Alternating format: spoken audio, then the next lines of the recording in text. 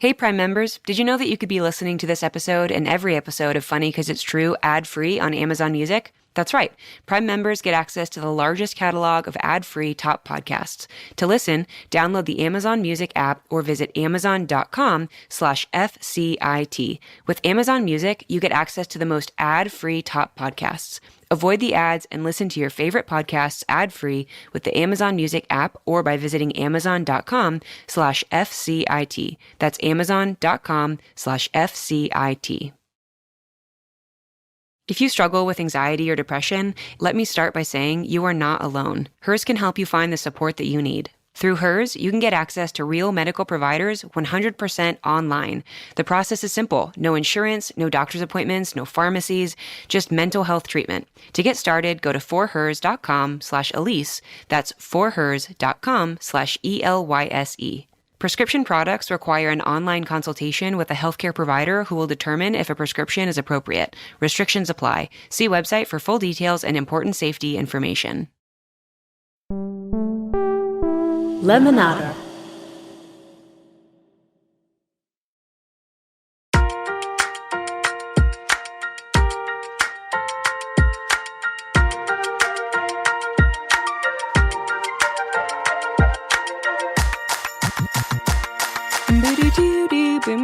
Okay, actually, can you just pretend that you're listening to a fully complete theme song here? I got really in my head, and I tried to make it perfect, and I couldn't. So this is going to be the theme song right here.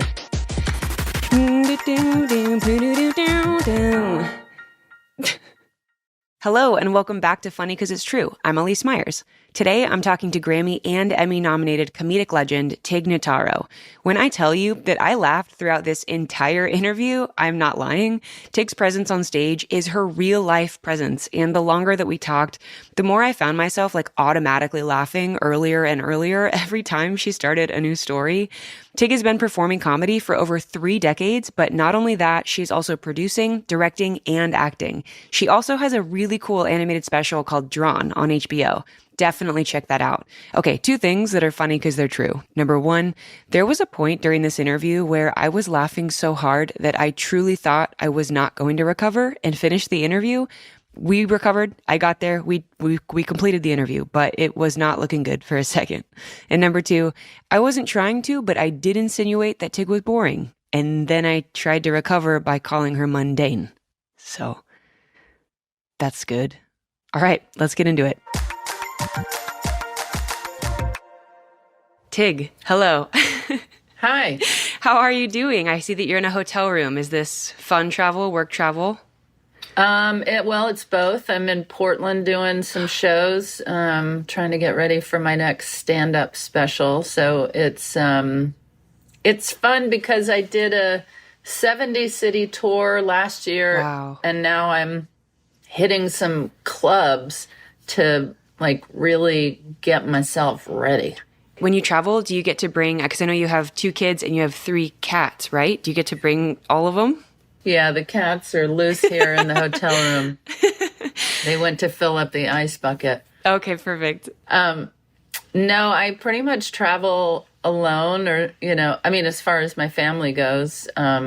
Sometimes on the road, I have my assistant or whoever, but I'm a pretty small operation. Yeah.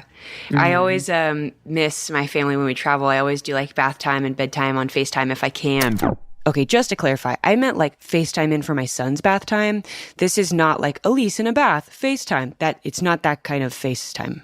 But it's not always possible, and I know it doesn't need to be clarified, but it also does because I am clarifying it. So this is me clarifying it. And it's really hard. How many kids do you have? I have 1, and I'm actually pregnant with our 2nd, and so it's a Congrats. whole. Thank you. Yeah, it's we're catching up, but it's always a process of especially now being pregnant and going through this still doing the job. It's it's a lot. You're tired, and you're just how do we stay high energy and also feel like I might have to vomit to the left of me. It's always fun. Oh my gosh. I was just looking kind of at interviews and stuff from what you do, and it said that You love like the boring and like the mundane. And that made me laugh so hard because a lot of what I do is basically about the mundane of life. And I was curious as to like where that comes from. Like, why do you feel that way? Well, I mean, there's probably a few different things about that, but I am very fascinated by boring people. Oh my gosh, I'm so fascinated by them. What about it? I just, when somebody is boring me, I am like, what is happening? I know all of these words that they're using. I know this language. I've used these words, likely in the same order. I know people that have used these words in the same order. And yet somehow when this person is saying these words, I want to rip my skin off and run away. That feeling of when you're bored, you're just like, oh my gosh, please stop. And you love it. You like press into it? Well, it's just fascinating to me. I truly am looking at their face and I'm thinking, watching these words come out of their mouth, and I'm like, I know these words. Why is this draining me? And it might be how your listeners are feeling listening to me. Absolutely not. This is a fascinating answer. But I just, it doesn't make me dislike somebody. It makes me just like, wow, like what makes a story or a sentence or a word interesting from one person and not at all from another person? Truly. I've always said I would love to have a podcast where I interview boring people. Now I feel pressure because I'm like, I hope you don't think I'm boring, but also would it be a treat? Like, should I be boring? Yeah, take it down a notch. Yeah. Do you have you ever like in a special told a story about somebody that's boring that you've encountered that then later they're like, hey, that was my conversation with you? Well, I haven't shared anything on stage like that or written any material, but I've talked about it before, and when I said before that I'd love to have a podcast where I talk to boring people. Yeah. It would have to be that the guests come on knowing like, yeah, I know I'm boring. I'm just imagining my publicist, Kat, briefing me on this kind of podcast interview, being like, here's a sheet of like what you should expect. Here's what you guys will talk about. And also, just a heads up, you are being interviewed because you're boring. I know people think I'm boring. I see on their faces that they're distracted or everybody leaves me when I start talking. So they have to have that awareness, Yeah. to come on the show. And then I would just love to be able to sit there and be like, now tell me why on earth you think that story is interesting. I think it's genius, and I think it wouldn't work with anyone else, but with you as the host, it would work because you love it. There's a difference between mocking someone for being boring and genuinely being curious as to why they are so uninteresting to you. Yeah. Like, they're very different. So honestly, I know you're joking, but it really could work.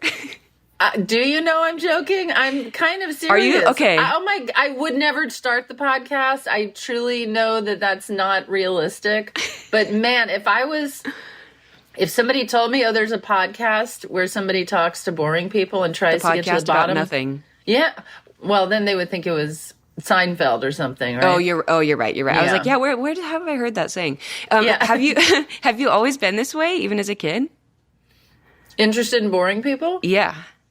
No. I don't know if it's because I'm in the comedy world, and like I was saying before, I think I'm just surrounded by storytellers and people that blow my mind to the point of questioning why I ever thought I could tell a story or write a joke. They're so good that I'm embarrassed. I walk away like full of shame.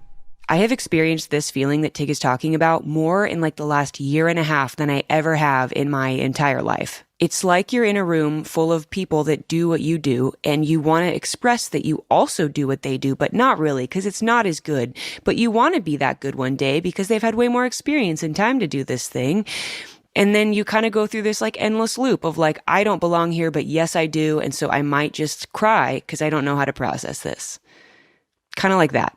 I've seen so many jokes of yours that are so long and so genius because they're so long that they go in and out of being funny. And the more they become funny, the less they become funny and they become funnier. It's like this huge way. And I'm very curious if you have purposefully like crafted your jokes in that way with the space because of your fascination with people being boring.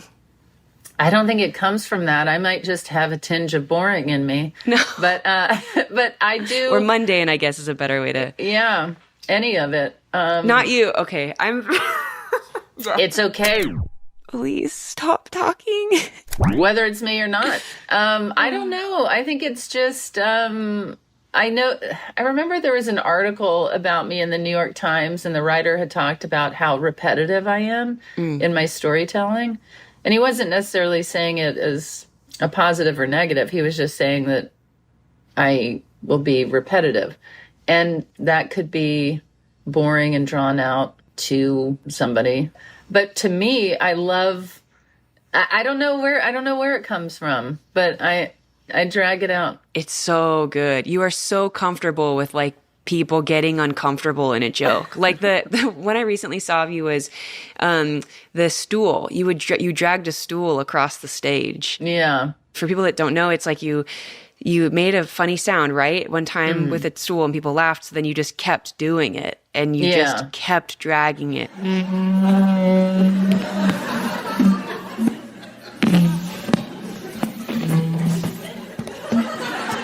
And that was the one where I was like, it gets to the point where it's like so long, you're like, it's going to be over soon. And it just isn't, which makes it so funny because you're like, I think this entire stand-up special is going to be Tig dragging this stool across the stage. Oh my God. And that in itself, to walk away and being like, yeah, Tig had a 10-minute joke about a stool. Like, that's genius. Like, how do you stay comfortable in that, especially as the audience starts to notice that this is going on a long time? Like, how do you not melt in that moment? I think in my earlier days of stand-up, I certainly would have melted. Okay. But I'm very inspired by my mother, who was, she was very, very comfortable when things were uncomfortable. Okay. And I suppose I just got a lot of that from her, but it feeds me for some reason. I love watching. I guess it's like watching. It's an experiment, like interviewing a boring person. It's just like, it's fascinating to me to watch an entire audience just disappear and I lose them. But I have a feeling that they'll come back. It's going to come around. And that stool bit happened very naturally. I was on stage in Seattle and I was boring the audience. I was having a very mediocre set, if not less than mediocre. And then I moved the stool slightly on stage and it made a weird screeching noise. And collectively, the entire audience laughed. And I just said, I'm sorry, but that's what you... That's what got you? Yeah, that's what you need? And I was like, fine, I'll do that. And so I started pushing the stool around the stage. And the audience started laughing. And I kept doing it. And then they were silent. And I was like, what, you said you wanted this. So, and I kept doing it. And then they came back around. And it was an entire roller coaster of laughter. And then one time I went very far with it in St. Paul, I believe. And I scooted the stool off the stage, through the audience, out the door of the club. The entire venue followed me out onto the sidewalk. I scooted it across the street and traffic waited. And the audience was along the sidewalk cheering for me. I didn't even really think about it at the time, but now I'm just like, what did the people in their cars think as a person is pushing a stool across the crosswalk, and there's a group of people screaming and cheering like it was... What the hell did they think? Whereas I was still in my head of like, I'm doing this for the audience. This is solely for the... Who does that? That's so I did amazing. That is literally so... I'm sorry. I cannot get... Oh my God. It was so fun because the audience, while we were in the venue, they were being so tested, and then I was like, "Oh, I'll take this up a notch." And when I was in the audience, scooting it past everybody, I was like, "Well, this isn't even nearly enough to take it up a notch." And it was just so fun to scoot it right out the door.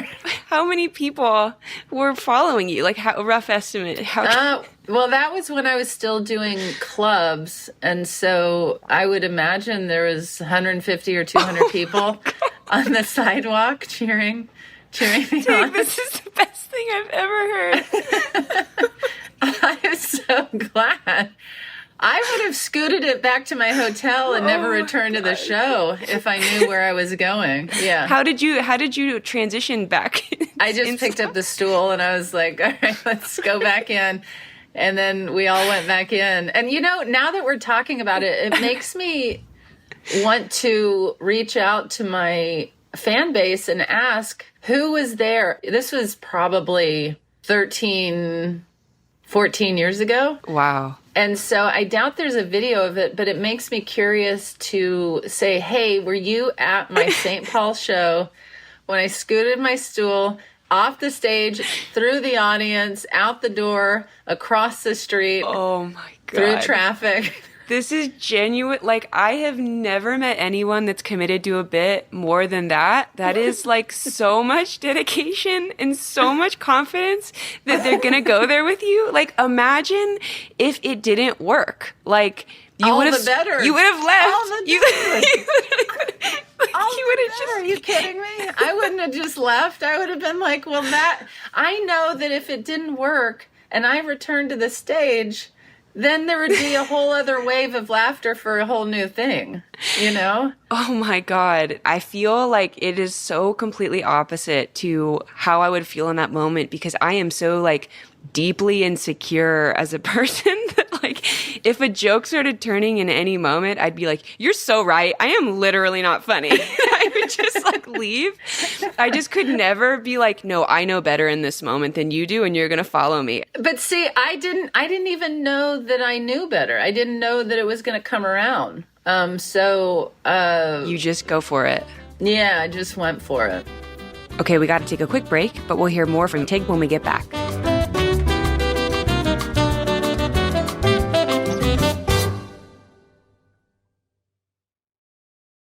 Every plate is just next level creative with some of these recipes. I mean, caramelized onion burgers with Dijon aioli and potato wedges, sweet and spicy ponzu pork meatballs with roasted broccoli and buttery rice.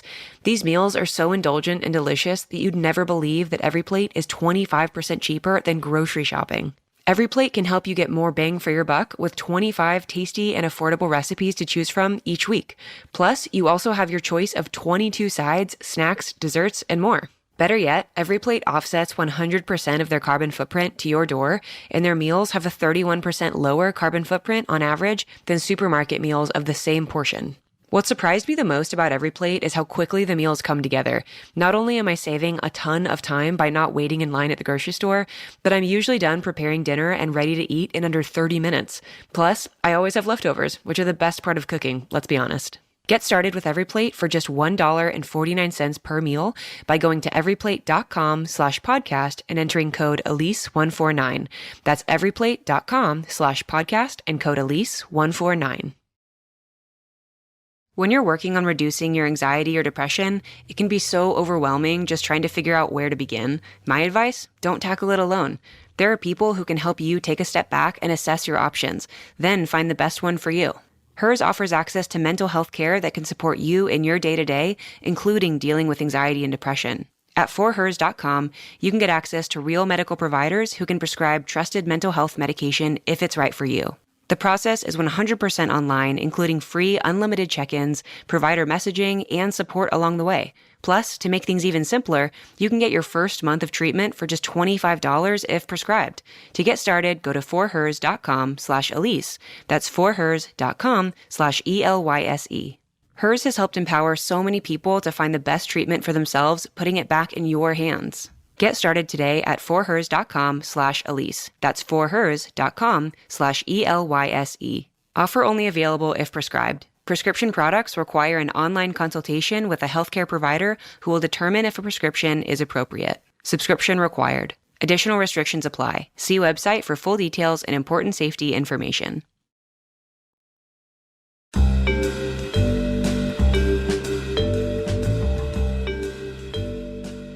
Have you ever had a moment where you're telling a story like that or like doing a joke where you feel like I need to bail? Well, I mean, there's certainly been many times that I've bailed and I've lost faith. Oh, really? Yeah, I don't know if you've heard my Taylor Dayne story, but it's like about the 80s singer. Are you familiar with Taylor Dayne? Mm-mm. Okay. Well, this is a very long story, and it's true. Okay. And it's really pretty unbelievable. And when I first started doing that story, it was about 20 minutes long. Whoa. Because I hadn't edited it yet. Right. So I didn't really know what needed to stay, what needed to go. And it's such a long story that if it's not working out of the gate, oh my God, you have 19 more minutes to go. Is there not like a good place to bail in the story either? No, because it's all about the payoff. It's all about, I mean, I've gotten it to a point now. Well, I mean, I don't do it anymore, but I got it to the point where it was 13 minutes long. And I, in fact, did that story one time. I don't know if you're familiar with all of my health stuff that happened 10 years ago. Okay, so for anyone that doesn't know, in 4 months, I had pneumonia. I had an intestinal disease that was deadly. I had invasive cancer. My mother tripped and hit her head and died. And my girlfriend and I broke up, all in 4 months. And I was taping Conan on the day my girlfriend and I split up. So this is like, I have everything. I'm so sick. I'm so sad. And I have this, and then my girlfriend and I split up. And then I have to go in 2 hours and tape Conan. And I'm doing my Taylor Dayne story. And I'm on stage taping this story that happened. It's not like some weird story that I made up and I have to remember how it goes. Right. This is what happened. And I said, yes.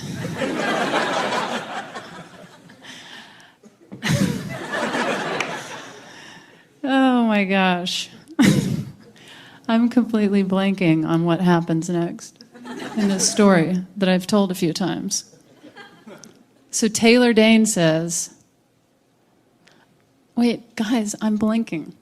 This is hilarious. You guys are thinking this is a joke, but it's not. You're like, wow, you've already built an awkward situation. So certainly this is part of the bit. It's not. This is me taping something and realizing I'm forgetting my story. Then you guys are like, oh my gosh, this is horrifying. Then the people from Conan are watching this on monitors going, this is really horrifying. We've paid you and we had a limo take you here to forget your story. And I'm in my head just like, oh my gosh, I'm so sick and so sad, and I'm trying to tell this story, and I blanked and I couldn't remember. And this drags on, and I pull it together finally, finish the story, and I'm back in the green room at Conan, and the producer comes up and he said, hey, listen, don't worry, we can edit that and make it look like nothing happened. And I was truly at such a low in life that I just thought, I don't even care. I said, if you want to just air that, I'm fine with that. And I said, because I know for myself, I would be fascinated to watch. If somebody told me a comedian forgot a story, genuinely forgot, I would want to see it. Yeah. And he said, you want me to air it like that? And I was like, kinda. And he was like, okay. And so it is out there. Me on Conan struggling to remember the story. And people have thought that it was me doing a bit. People thought I was, messing around. Wow. And I'm like, oh, I was not. I was like sick and sad and like not in my head. And I just was, when you're just at the bottom and not feeling great, you're just like, I don't care. Well, your life has had a lot of hard stuff happen, so I would assume that you would want your material to be lighter? I mean, I do love, in my comedy, I have done material about health struggles that I've had over the past 10 years. Okay. But I also would say I don't take myself too seriously. Yeah. And I love nonsense. Yes. I love silliness. I always tell people I'm 100% no nonsense, and I am 100% all nonsense. I am so much both things. I can't even explain. I think that that's actually the perfect way to describe you, which is so like, I love that so much.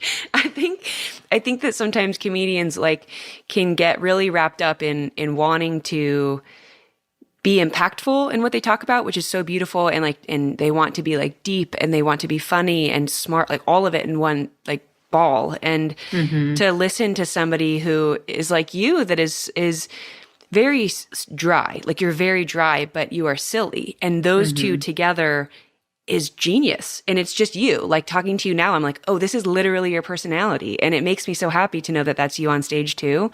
And I'm curious if you've ever felt pressure to be anything other than that when you're doing stand-up. Well, I think that, that time period that I was talking about in 2012, in those 4 months and everything fell apart, I did a stand-up set and talked about all of those things, and it went viral and it actually was released as an album and became the #1 selling album in the world. Wow. So for those that don't know, Tig is talking about an album she did, which I believe it's called Tig Live. I always thought it was called Tig Live, but now I'm realizing it's Live, which is very fitting for the special, because she literally gets on stage and starts like processing her cancer diagnosis, like in front of everybody. And she talked about it on stage a few days after she found out about this diagnosis. It was so powerful, but she also made it so light and so deep and so funny. And so like you felt like you were her friend, and she was just verbally processing all of this new information that she had just learned about herself in front of you. And it was so good.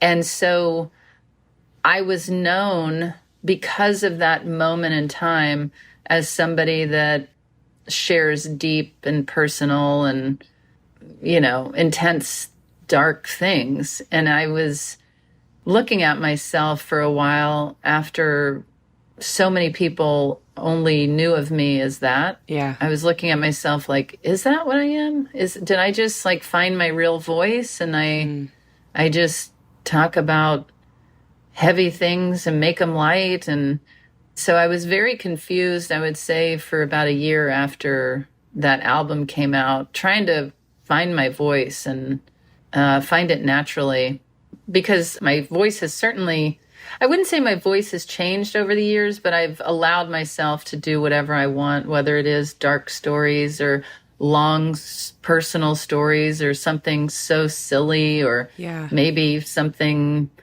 that people think is inspiring, or whatever it is. I'm like, or physical, pushing a stool, like whatever it is, I've always tried to allow myself to do what feels right. But that first year after that album came out, I was really, really confused. And then I just thought, okay, I have to ignore everything and everyone, put my blinders on, and go on stage and just tell people what I think is funny. I mean, I can share dark or serious things, but I'm also deeply silly. And so I don't want to put myself in any sort of like box. Yeah, yeah. People will ask, like, does it bother you to be known over the years? It's like, does it bother you to be known as a female comedian? Or they're like, oh, you're the gay comedian. Oh, you're cancer comedian. Or, oh, I'm like, I don't care what people call me, like that has nothing to do with me. You can call me the boring comedian, whatever. But I know now that my voice it's always been there, and it comes out in pushing a stool. It comes out in saying I have cancer. It comes out in telling the Taylor Dane story. So I think that goes for everybody. Your voice is there, and you just kind of, it follows you wherever you go and however you express yourself. Like, what would be a piece of advice that you would give to somebody that's starting out? Like, how do you hear your voice and distinguish what's really you versus what other people want from you? I think time and experience, because I think there was a time that I was doing things that I thought would be helpful for me to succeed or make money or get this job or that job or, and I really think it's just the experience and back to repetition. Yeah. The repetition of doing the job that you're doing. But I don't know. I think it really just is all about the more experience you have, you settle into, oh, right, yeah, this is me. Okay, time for a break. When we come back, Tig talks about directing comedy.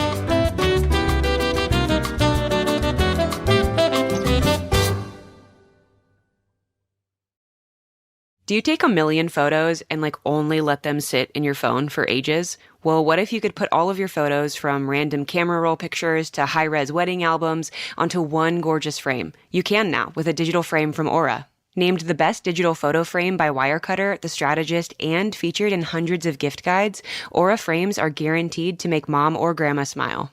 An Aura frame brings all your photos and videos together in one stunning high-resolution display where mom can really enjoy them, aka not a group text or on social media. Aura lets you preload any frame with meaningful memories and a special message that will appear as soon as it's set up. Could not be easier. Plus, you can invite the whole family to add to the frame, letting people contribute their memories from wherever they are. Oh, and did I mention there's free unlimited storage? Right now, Aura has a great deal for Mother's Day. Listeners can save on the perfect gift by visiting auraframes.com. That's AURA frames.com. Use code Elyse to get up to $30 off plus free shipping on their best-selling Carver frames. This deal ends on May 14th, so don't wait. Terms and conditions apply. How many exclamation points do you guys like to use in your emails? Because personally, I average about 3 per sentence. I just don't want anyone to think I'm mad at them. Oh, and I do thank people I'm writing maybe 5 or 6 times throughout the email. I don't know why. It's a really bad habit. And that's why I love and maybe need Grammarly. They can help you keep that tone focused and get all of your work done confidently. Grammarly's bonus writing tips are awesome too. Grammarly is great with spelling and grammar and everything, but it's even better at acting as a coach for you as you learn how to make your writing more concise and direct as a whole. The free version of Grammarly offers instant proofreading with comprehensive spelling, grammar, and punctuation suggestions. They also offer a tone detector, but I personally recommend the premium version, which offers clarity-focused sentence rewrites. The right tone can move any project forward when you get it just right with Grammarly. Go to grammarly.com/tone to download and learn more about Grammarly's premium advanced tone suggestions. That's grammarly.com/tone.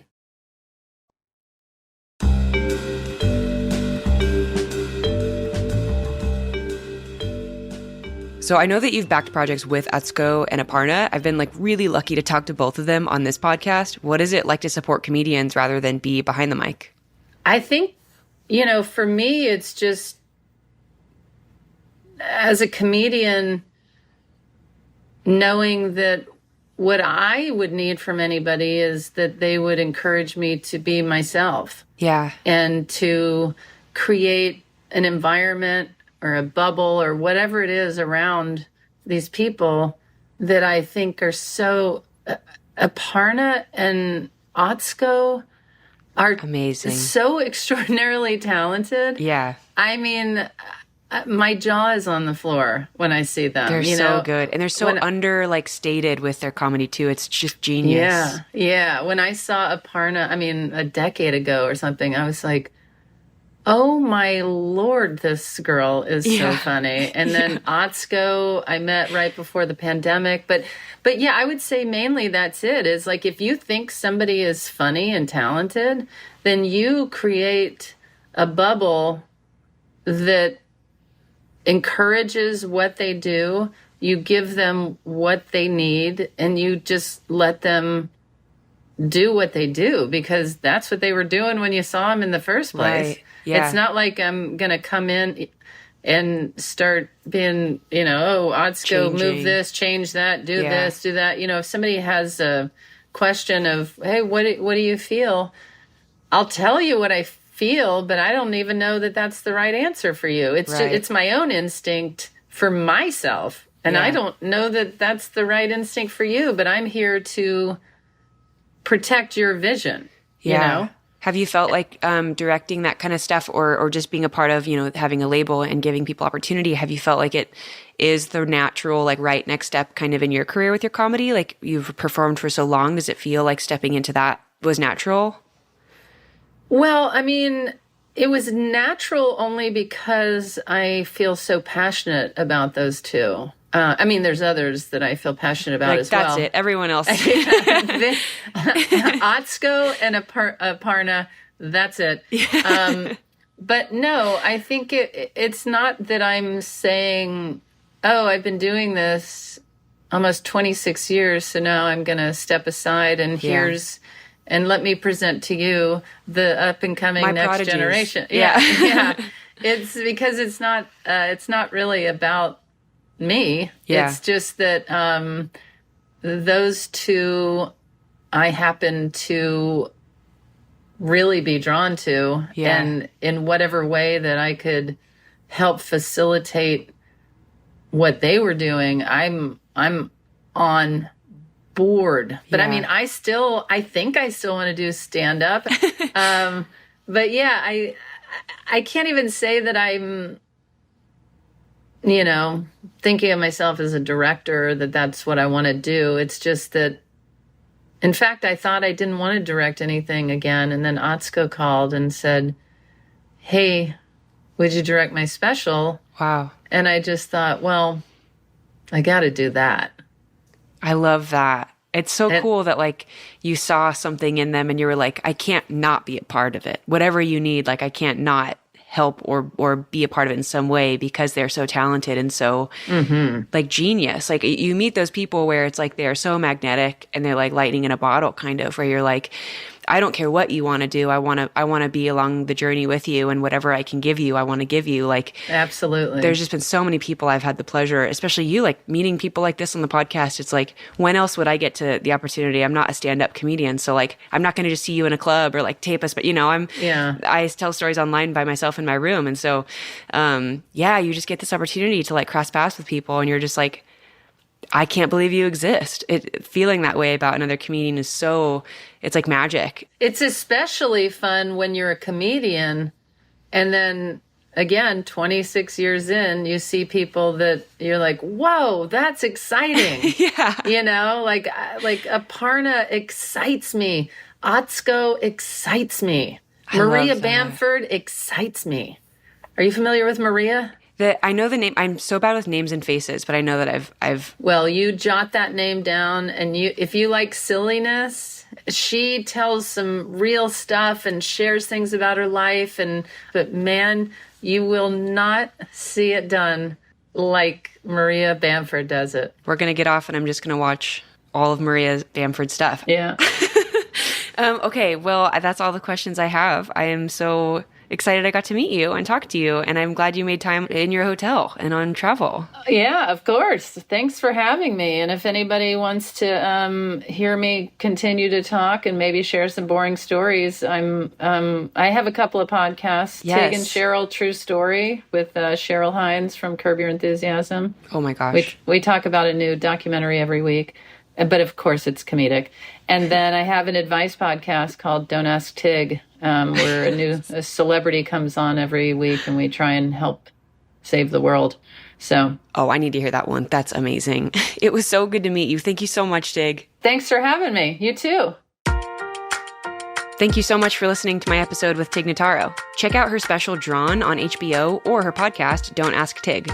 If you like this show, give us a rating and a review. It helps other people find us. All right, see you next week. Bye.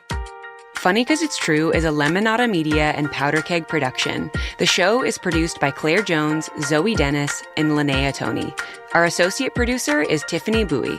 Rachel Neal is our senior director of new content, and our VP of weekly production is Steve Nelson.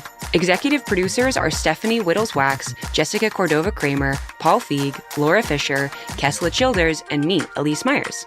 This show is mixed by Johnny Vince Evans, additional help from Noah Smith and Ivan Krayev. Our theme song music was written by me and scored by Xander Singh. Follow Funny 'Cause It's True wherever you get your podcasts, or listen ad-free on Amazon Music with your Prime membership.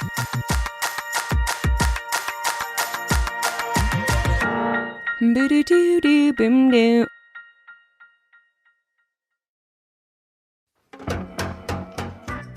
Hi, my name is Kelsey McKinney, and I'm the host of Normal Gossip, a show that is now back for its 4th season with Radiotopia. Normal Gossip is a show about the petty, the ridiculous, and the strange stories that surround us in the world, and the way that we share those stories with each other. In the top half of the show, Normal Gossip investigates how gossip functions in the world and how we use it for good, for evil, and for neutral. The stories are sent in by listeners, anonymized, and retold to a guest who is asked to weigh in on the actions, beliefs, and decisions made by the people in the stories. We have a great time on this show, and if you love mess, please come join us.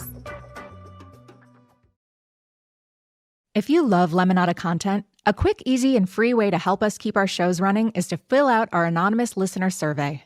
By just answering a few questions, you can help us find new brands to connect with and also share feedback about show content you'd like to see across the network. And even better, once you've completed the survey, you can enter for a chance to win a $100 Visa gift card. The survey is short and sweet and will help us play ads you don't want to skip and also keep bringing you content you love.